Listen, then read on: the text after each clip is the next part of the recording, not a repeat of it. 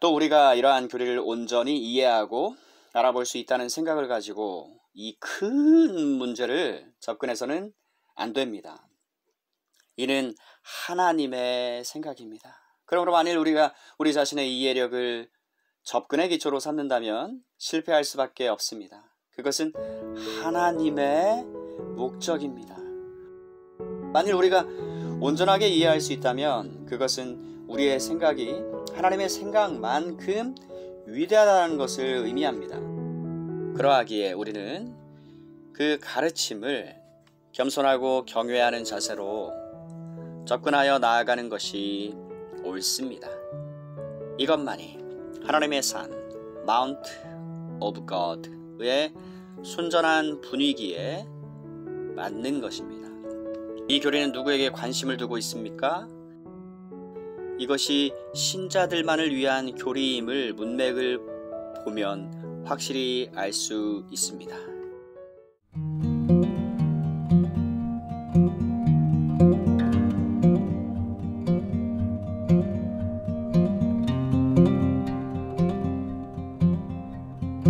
로마서 강해 8장 28절 이하 30절 성도들의 견인입니다. 우리는 성경 전체의 영역에서 어떤 다른 진술보다도 교리와 위안을 더 많이 가지고 있는 진술을 대하고 있습니다. 우리는 약속 그 자체를 살펴보았고 그것이 실제적인 경우와 작용에서 어떠한 의미를 가지고 있는가를 알아보았습니다. 이제 우리는 하나님을 사랑하는 자, 곧 그 뜻대로 부르심을 입은 사람들에게는 모든 것이 합력하여 선을 이루는 것이 어째서 필연적으로 진리가 되어야 하는가를 생각하기에 이르렀습니다. 그 대답은 28절 마지막에 있는 그 뜻대로 라는 위대한 문구 속에 주어져 있습니다. 이 약속은 하나님의 백성들을 향하신 하나님의 목적에 비추어 볼 때에 반드시 진리여야 하는 것입니다. 다른 말로 이 진술은 우리가 하나님을 사랑하는 한에서 모든 것이 합력하여 선을 이루느니라가 아니란 말입니다. 우리가 하나님의 뜻대로 부르심을 받은 자들이기 때문에 이 진술이 해당되는 것입니다. 이는 가장 중요한 구절입니다. 어떤 사람들은 이 말씀이 내가 하나님을 사랑하는 한에서 내가 믿음의 상태에 있는 한에서 이것이 내게 해당되는 진리라고 말하는 것으로 해석할 것입니다. 그러나 내가 배반할 것이면 그것은 더 이상 나에게 해당되지 않는다는 것을 말하는 것으로 해석합니다. 하지만 이러한 해석은 사도의 진술을 전적으로 뒤집어 놓는 것입니다. 내가 하나님을 사랑하기 때문에 모든 것이 합력하여 선을 이루는 것입니까?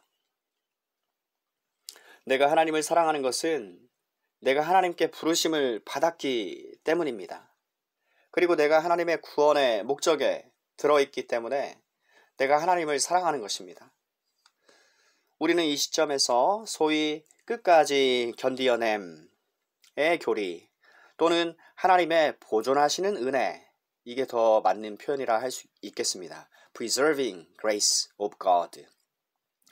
성도편에서 끝까지 어거지로 어떻게 해서든지 견뎌낸다라는 의미보다 결국에는 하나님께서 구원하기로 시작하신 그들을 끝까지 보존까지도 해내신다.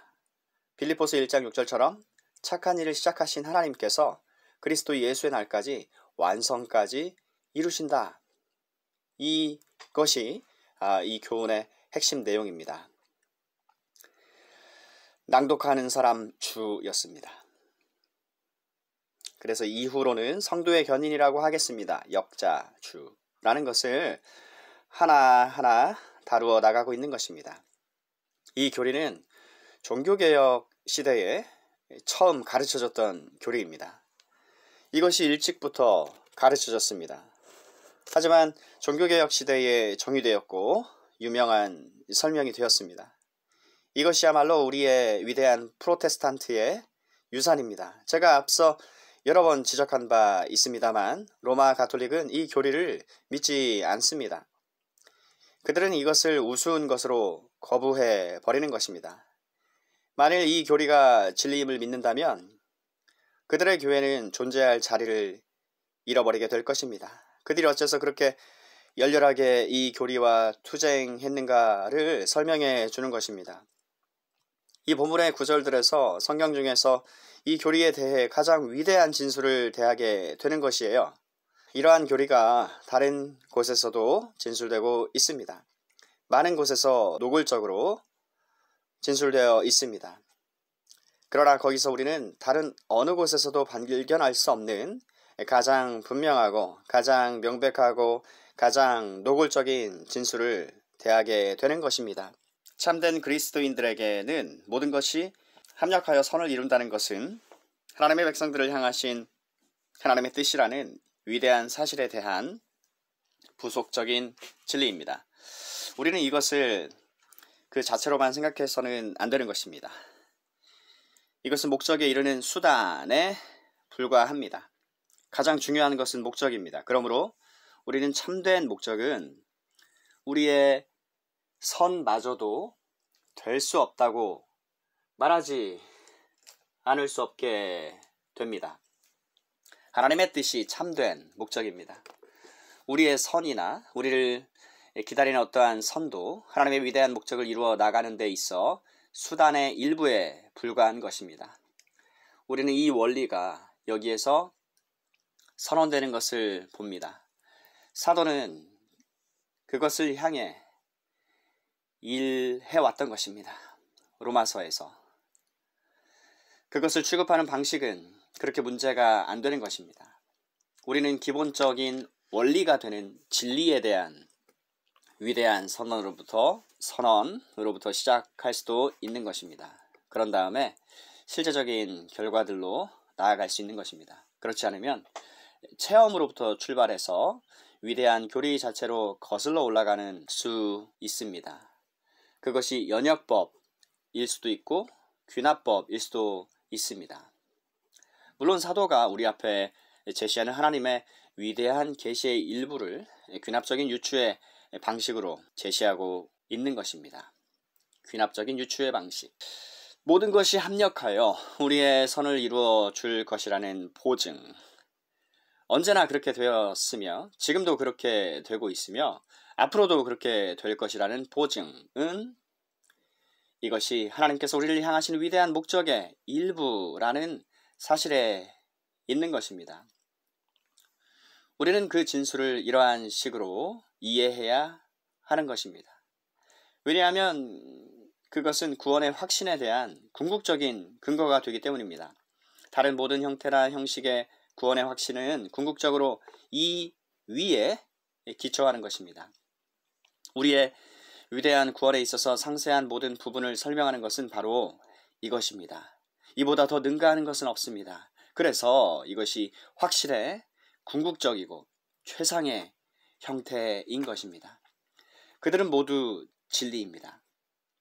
그러나 여기서 그 모든 것에 클라이막스가 있는 것입니다. 이런 이유에서 29절, 30절로 사도는 구원에 함축된 여러 단계들을 서술합니다. 그는 계속해서 이렇게 말하는 것입니다. 하나님이 미리 아신 자들로 또한 그 아들의 형상을 본받게 하기 위하여 미리 정하셨으니 이는 그로 많은 형제들 중에 맏아들이 되게 하려 하심이라. 또 미리 정하신 자들을 또한 부르시고 부르신 그들 또한 의롭다 하시고 의롭다 하신 그들 또한 영화롭게 하셨느니라. 그는 각 단계가 하나님의 원초적인 목적을 수행하는 데 있어서 일부분에 불과하다는 것을 보여주기 위해 구원의 처음부터 끝까지의 구원의 완벽한 요약을 제시하고 있습니다. 다른 말로 해서 제가 앞서 제시해드린 바와 같이 29절, 30절 말씀은 28절에 그 뜻대로 라는 문구에 대한 강해에 불과하다는 것입니다. 우리는 하나님의 미리 아심, 하나님의 예정, 하나님의 부르심, 영화 등의 위대한 교리들을 살펴보아야 하겠습니다. 그들은 모두 하나님의 목적에 있어서 각각의 특별한 요소들입니다. 먼저 우리는 우리가 감당하고 있는 일의 중대성을 인식하여야 하는 것입니다. 지금 다루고 있는 내용, 이것을 일컫습니다. 감당하고 있는 일이란, 우리가 히브리서 기자의 말을 빌리자면 그것은 경건함과 두려움으로 접근하여야 하는 그런 성질의 것입니다. 그러한 것은 우리가 어미하신 하나님의 마음과 생각을 다루고 있기 때문입니다. 우리는 감히 하나님의 마음과 목적을 숙고하고 있는 것입니다. 사람은 이보다 더 높은 일에 종사할 수가 전혀 engaged 없는 것입니다. 우리는 너무나도 미약하고 연약하고 무가치하고 죄투성이인 사람들입니다. 그런데 지금 하나님께서 기쁘신 뜻을 따라 하나님 자신에 대해 보여주신 이 특별한 하나님의 뜻의 계시를 함께 살펴보려고 하는 것입니다. 때문에 이보다 더 엄숙하고 이보다 더 거룩한 일에 우리가 지금 종사하는 것입니다. 이 시점에서 타는 떨기 불꽃 중에서 모세에게 일어났다는 일을 상기하는 것은 좋습니다. 모세는 갑자기 떨기나무 불꽃을 보았습니다. 그러나 그 떨기나무가 소멸되지 않았습니다. 그는 호기심에 이끌려서 그것이 무엇인가 하고 조사하려 보려던 참이었습니다. 내가 돌이켜 가서 이 큰 광경을 보리라. 떨기나무가 어찌하여 타지 아니하는고? 음성이 그에게 들려왔습니다. 그리고 우리가 이 진술을 탐사하여 나아갈 때에 우리는 역시 거룩한 땅에 서 있게 되는 것입니다. 시내산에서 모세에게 하나님이 율법을 주실 때에도 유사한 일이 일어났습니다. 거기에는 유사한 원칙들과 규례들이 있었습니다. 그 산이 거룩한 산이 되었습니다. 백성들과 그들의 짐승들은 거기에 가까이 나오는 것이나 접근하여 오는 것이 허락되지 않았습니다. 만일 그들이 거기에 접근하여 왔다면 그들은 즉각적으로 죽임 당했을 것입니다. 사람이든 짐승이든 그러하였을 것입니다. 백성들은 멀리서 그 광경을 지켜보아야만 했습니다. 이 로마서 8장에서 하나님께서는 오히려 더 높은 무엇을 하고 계신 것입니다. 하나님은 우리에게 하나님의 영원한 생각과 목적에 대한 관점과 통찰력을 주고 계신 것입니다. 이보다 더 고차원적인 것은 없습니다. 그러므로 우리는 이것을 접근해 나아갈 때 우리의 모든 정신이 옳아야 하는 것은 매우 중차대한 일입니다. 우리는 단순히 소극적으로 지적인 태도로만 접근해서는 안 됩니다. 단순히 이론적인 자세로만 접근하는 것은 더욱 안 됩니다. 이것은 철학의 문제가 아닙니다. 이것은 하나님께서 은혜로우시게도 하나님 자신의 마음과 생각을 우리에게 보여주시는 하나의 계시입니다. 우리는 이것을 논쟁적인 방식이나 변론적인 정신으로 살펴나가지 않도록 해야 합니다. 이러한 교리들을 그러한 식으로 접근하는 것은 전적으로 잘못된 것입니다. 실로 그것은 죄악된 것입니다. 그러한 정신으로 접근하는 것은 그 사람이 이 교리를 진정으로 이해한 적이 없다는 것을 지시해 주는 것입니다. 그렇지 아니하면 그 사람이 그런 식으로 접근할 수가 없는 것이죠. 또 우리가 이러한 교리를 온전히 이해하고 알아볼 수 있다는 생각을 가지고 이 큰 문제를 접근해서는 안 됩니다. 이는 하나님의 생각입니다. 그러므로 만일 우리가 우리 자신의 이해력을 접근의 기초로 삼는다면 실패할 수밖에 없습니다. 그것은 하나님의 목적입니다. 어떠한 유한한 인간적, 죄악적인 생각으로는 이것을 온전히 포착할 수는 도저히 없는 것입니다. 만일 우리가 온전하게 이해할 수 있다면 그것은 우리의 생각이 하나님의 생각만큼 위대하다는 것을 의미합니다. 물론 더 위대하지는 않을지라도 말입니다.